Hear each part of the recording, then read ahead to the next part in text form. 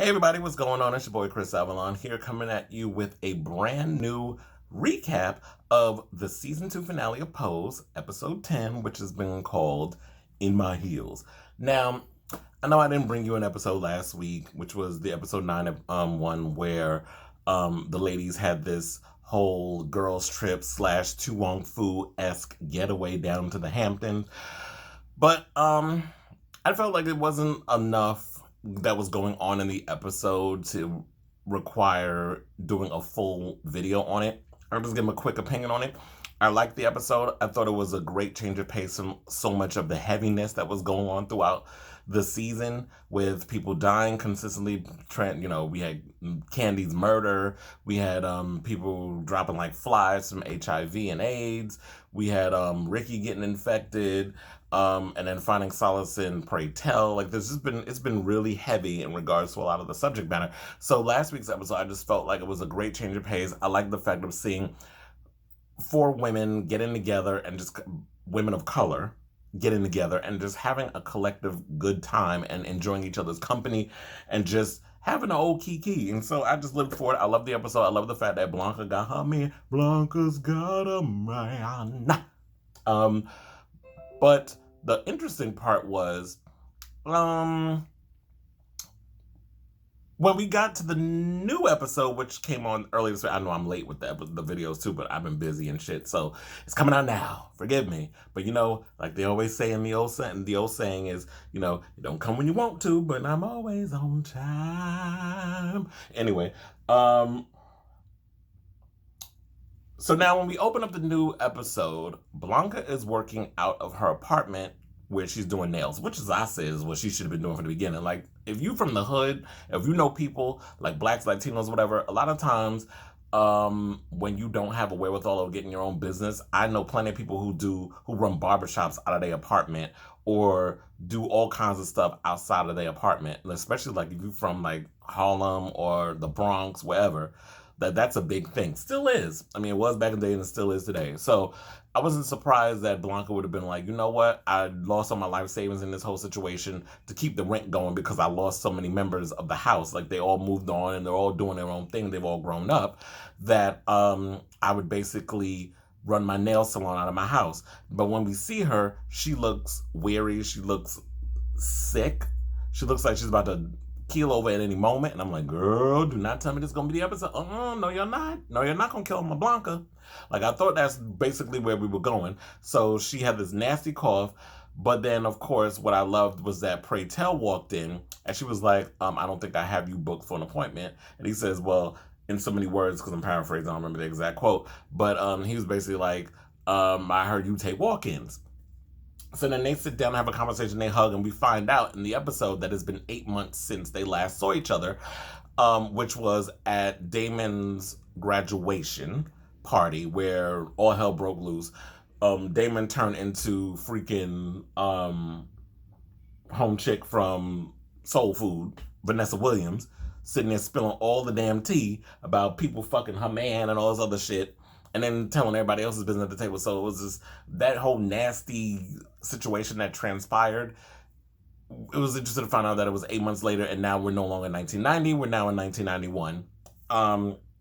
So yeah, those two, they patched things up. They got back together, their brother and sister, family again. And then he heard like the cough, and then he got her to the hospital. And her T cells are really low. She hadn't been taking care of herself. And yeah, basically that. So then we also find out throughout conversation that what everybody's pretty much been up to. So Angel Blanca's still dating. Damon's off in Paris, channeling his inner Willy Ninja and bringing the Paris's balls to Paris itself. Then we have, like I said, Angel and Poppy are still together, which is good. Pray Tell and Ricky have a thing. They haven't necessarily labeled it whether or not they're a couple, but he's like, Ricky has a key to my house and can come and go as he pleases. The sex is amazing, but they have like a mutual understanding of what their relationship is. And I think that's great. It's like whatever works for you, works for you. I don't get people who try to judge other people's relationships and try to put their own situations in other people's situations. It's like, mind your business. If it works for them, if you like it, I love it. I don't judge. Like, if you want a polyamorous relationship, if you want an open relationship, if you want a relationship where it's just you and that person alone and nobody else can come in and deal with, like, get in y'all's stuff. As long as you upfront and honest, I'm with it. Like, I'm not in y'all relationships. I don't give a fuck. But I love y'all for what y'all like. So, so yeah, then basically, we see Blanca's book, which she basically, I guess, wrote like a 1-page last will and testament with all her stuff, who gets all her things, and donate her furniture. Her shake and go wig goes to Elektra. Like, these are prime examples, but she didn't really have anything to give to Poppy. And I thought it was relatively interesting because I'm like, yeah, what do you give someone like a Poppy? Because Poppy's been off doing his own thing and being an entrepreneur and starting up his own business, or like trying to figure out where he fits in this whole world. I mean, when you a hustler, the most interesting thing you could do, or you would think that the thing you would do is get into the entertainment industry, because it's full of hustlers or people who hustle to get whatever kind of money they need to get. So those same street smarts apply into the entertainment industry. Like, you see everybody from Jay-Z on down have used their hustling street skills to conduct business in real life. So then we find out that Angel hasn't booked a gig in months, and she doesn't know why. So what I'm thinking is like, oh, maybe it's because, when it comes to fashion, it's all about trends, out with the old and with the new. We had the mod look, and then you have the Twiggy look, and then you had the wafy look, or heroin chic. Well, that was years later. That didn't come up yet, back when it was 1990. But fashion ebbs and flows and goes through different types of looks. So, okay, well, we have the sexy, exotic girl with the curly hair and skinny, statuesque body and the full lips and the big eyes and stuff. So we're into that right now, but now we're moving on to something else. But then, of course, we find out later on what the real tea was, and we'll get to that in a second. So then, of course, in the hospital room, we find out when collectively the whole gang is there, except Damon, he's overseas. Ricky wasn't there. So it was basically Elektra, Lulu, Prey, Poppy, and Angel were in the room. And then we kind of find out that the girls, none of them in the room have walked the ball in months. And we find out collectively why is because Elektra's basically saying that I'm sick and tired of walking these categories, the same tired categories over and over. This is a house that we all built, but we don't have a seat at the table. We have these gay cis men, because this is the new 2019 term. We have these gay men over here who are dictating what is fierce and what isn't fierce. And that's where, of course, the title of the show, In My Heels, comes into play. The episode was directed by Janet Mock, I should point that out, and was written by, Brad Falchuk, Ryan Murphy, and Stephen Canals, who basically have created the show. So it was great to have them all come in collectively and just wrap everything up in a tight little bow. But so yeah, so basically, and I agreed with Elektra, because I'm like, you know what, we're out here, we're busting our ass, we're putting our blood, sweat, and tears into making these balls what it is, but we don't have a say so. We don't get to create categories. We don't get to do what Pray Tell does, and these other people, we don't get to give the 10s across the board, or if you a tired ass mess, you need to be chopped, I'm gonna give your ass a 6.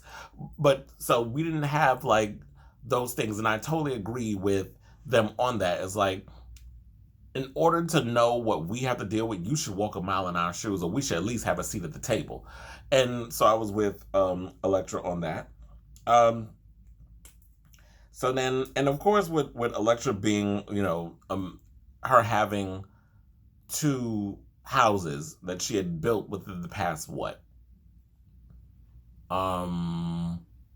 it was like 4 years, because in between both seasons, 4 years had passed. Because I was thinking, I was like, okay, so the series started in 1987. Now we're in 1991. So it's, 4 years. So within the 4 years, Elektra has created 2 houses. She had the House of Abundance and the House of Wintour. I would think that someone of her caliber should have a prominent seat at the table because she's had two houses, and they both reigned in so many different ways within that 4-year period. Like the House of Abundance, you couldn't touch their ass with a 10-foot pole, and now with the House of Winter, she has some strong members in that house. So the times have changed. So then we get to a scene where Pray Tell is having the meeting at the diner with the members and talking about a new category, saying that, okay, the women are feeling this kind of way, the people, the boys are feeling this kind of way, maybe we should usher in a new category, which ends up being Butch Queen First Time in Drag at a Ball, which is a t-shirt, by the way, and I'm gonna get my hands on one. I forget, I think it's Switch Embassy or Bommy Jander, one of those sites, or it might be American Richard, I don't remember, it's one of those three, sells a t-shirt that says Butch Queen First Time in Drag at a Ball, because I have one that says New York 1987 on it, which is of course the opening line for Paris is Burning. There's another one called Shade, and then there's the other one, Butch Queen First Time in Drag at a Ball. But anyway, so I like the category. So Butch Queen, basically, if people don't know what a Butch Queen is, a Butch Queen is basically like a gay man who can take on both sides. Where it's like you can have your moments when you're masculine and you also embrace your feminine side. So you can switch it up whenever you need to, and you're fully comfortable in your own skin with who you are, and you don't worry about, oh well, this one over here, if you show any ounce of femininity, oh, he a faggot, or he this, or he that. And then, of course, there's those derogatory terms that have plagued a lot of us men, particularly men of color, growing up. So I did like that idea. The only thing I had an issue with that scene was that I felt it didn't feel authentic enough. Like it felt a little too politically correct. It felt almost as if you understand what I'm trying to get at. It felt like in a way, because we have the whole Me Too times of you don't want to offend people, that how they all collectively just went, oh yeah, let's do it. Like it just felt like there should have been a little pushback. Because to me, I always feel like these days the way writers are writing, you're not writing with a sensibility of how would people or gay men in 1991 react to you bringing this up versus how would gay men react in a 2019 term. So in 2019, I feel like because we're all like trying to be politically correct, don't want to step on nobody's toes, and want to be real and upfront about stuff, or you don't want to hurt nobody's feelings, that we're going to be PC with a lot of our thoughts and stuff, because we're in the era of cancel culture. So back in those days, I felt like the times were different because there was no internet, there was nobody that controlled you on social media and all that other stuff. So I felt like there should have been a little pushback. It just felt a little too like, oh yeah, hey, let's go along with it. Because once again, like I always say, people who try to interject 2019 logic in an era that existed 20-something years ago. And it's like, you have to put yourself in the mindset of how would people react in those days. So that's basically my little nitpick, how I felt on that.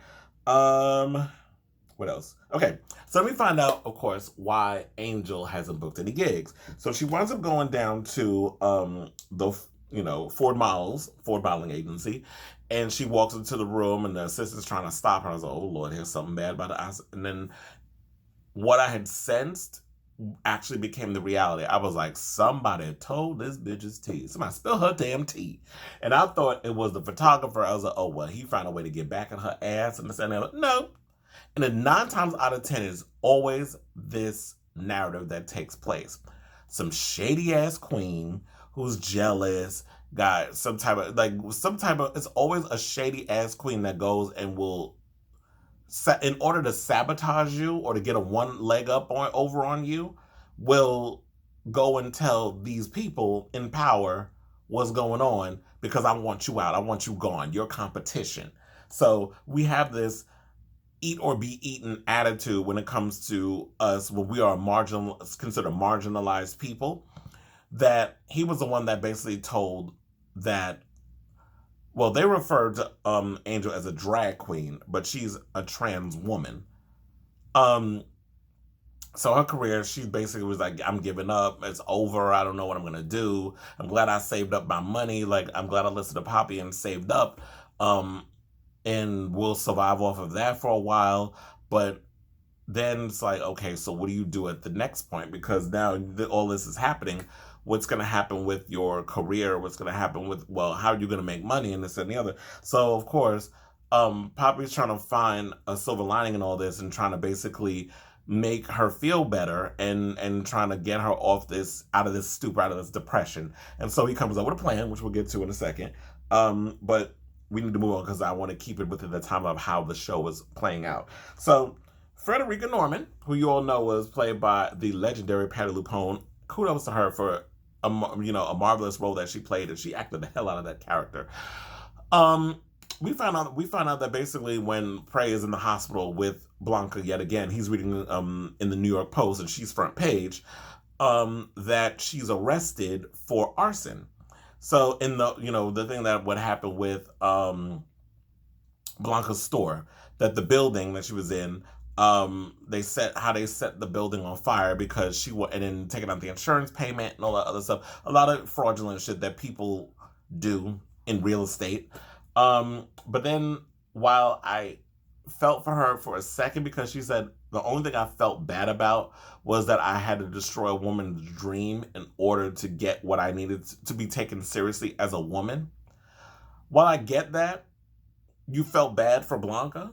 It goes to show that you actually genuinely felt bad for hurting Blanca, that it wasn't like some old malicious thing that what you did was malicious.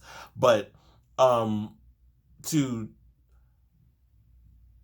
actually admit that you felt bad for what you did to her, maybe have a little soft spot for you. But I'm glad your ass is still in jail. And it is true, she had some valid points when she was talking about like being taken seriously as a woman and all that stuff. Yeah, you can play into gender stuff because they don't want women to be real estate moguls or people the idea that the current president tries to perpetuate, but he's a fucking walking fraud all around. I got where she was coming from, and a lot, she had made valid points. It was the wrong way to go about it. And I'm glad she actually is paying for what she's done behind bars. So she could be spending 5 years behind there. We'll see what happens if she ends up in the next season. But I think her storyline is pretty much done, because I don't see Blanca pursuing the nail salon career, especially with her body and how the chemicals and stuff. You can't put yourself, when you are dealing with a disease as AIDS, where it's affecting your autoimmune system, you cannot put yourself in a position where you're dealing with toxic chemicals. Which is why, if you notice, you see all these Asian people that work in these nail salons and stuff, how they wear those masks. I'm sure it helps, but it's going to affect your respiratory system and all that other shit down the road. So to me, it's like you're really pushing your death warrant if you want to pursue that career. So Blanca's got to find something else. And I did agree, while I understand when Judy was like, well, maybe you need to get like, I guess it's with public assistance or being helped out by the government, because you cannot work. You cannot do these other stuff because you need to get disability. You need to get all these different things that's going to keep you financially stable, because you cannot work.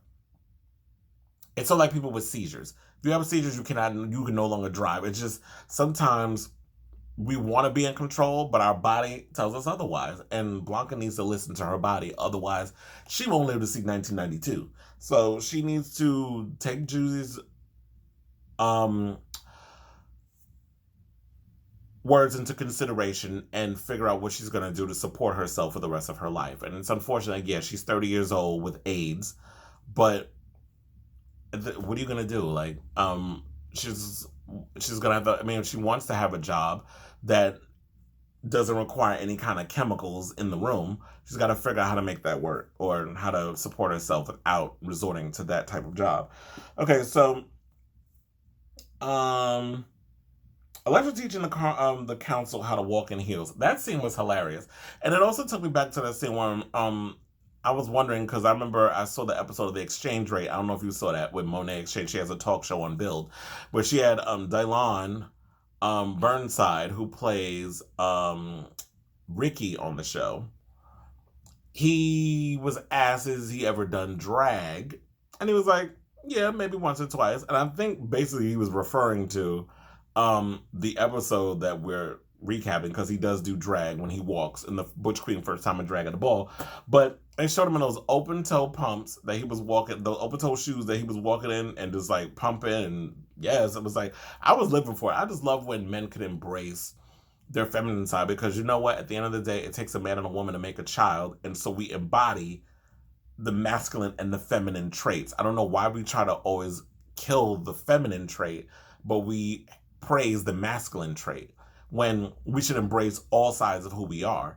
And to see them celebrate, especially them celebrating something like this on a show like Pose, where it is looked down upon, even with the own queer people of color, QPOC is what I like to call it, queer people of color community, we tend to look down on our own if we show an ounce of femininity, and we shouldn't do that, because without our femme girls, our femme queens, our butch queens, our trans sisters and shit, we wouldn't have, and I can't stress this enough, we wouldn't have the platform, we wouldn't have the things we have now, we wouldn't have a Pose, we wouldn't have Stonewall, we wouldn't have so many historical moments in our lives if it wasn't for those. Because these masculine or hyper-masculine gay men or DL dudes, they weren't the ones standing out there protesting against the police or fighting for our rights as human beings. They're not the ones out there doing it. They're sitting here taking in the fruits of the labor that have been laid down for those queens that they hate upon. Where y'all sit up out here, dipping it and doing it, but in the shadows,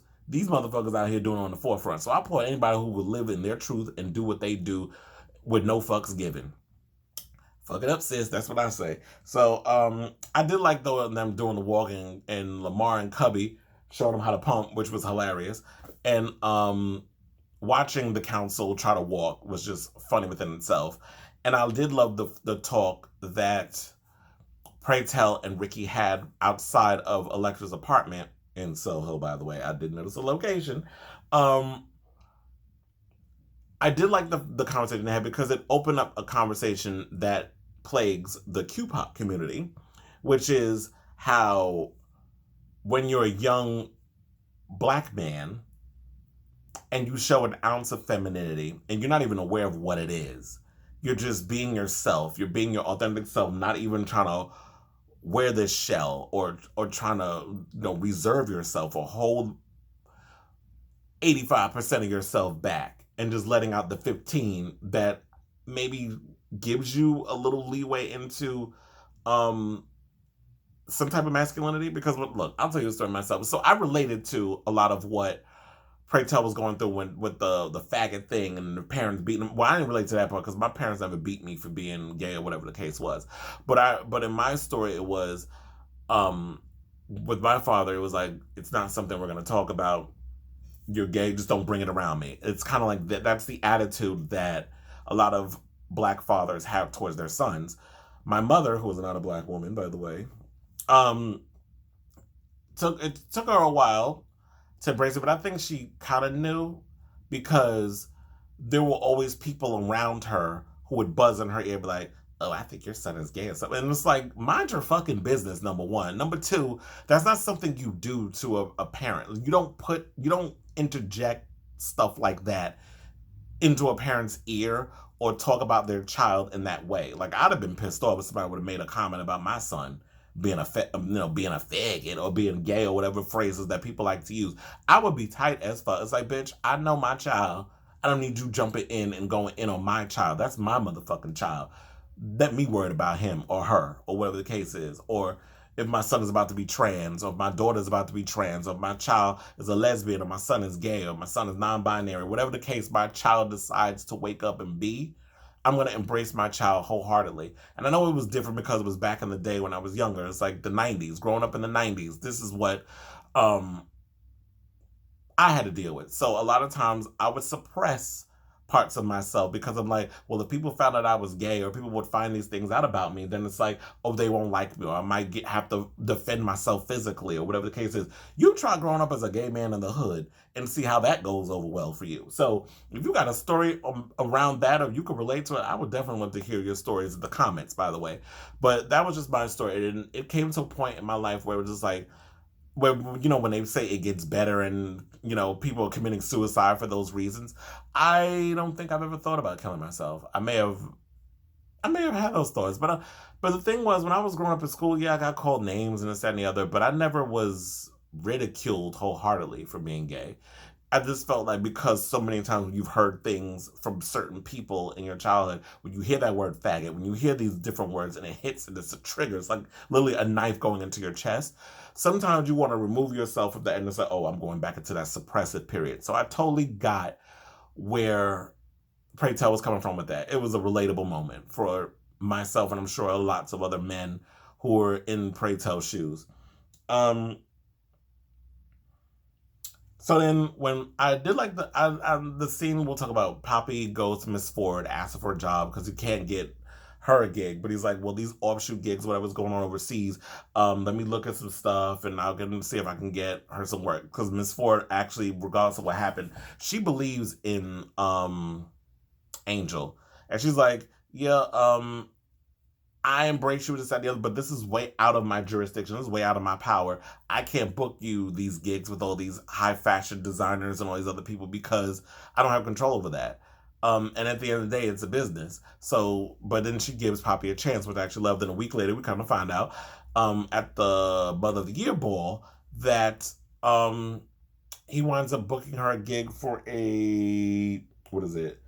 A toilet paper. Well, not a toilet paper. It was like a soda, a German soda up in Berlin. So, congratulations to her on getting that gig. What was it? A Belgian soda commercial? I wrote it down because I got a bunch of notes. That's why I keep looking down, by the way, because I'm looking at my notes. It was a lot that went on in this episode of Pose. So yeah. So then, as Blanca's being checked out of the hospital, Damon finally shows up from Paris. And so then these two rekindle.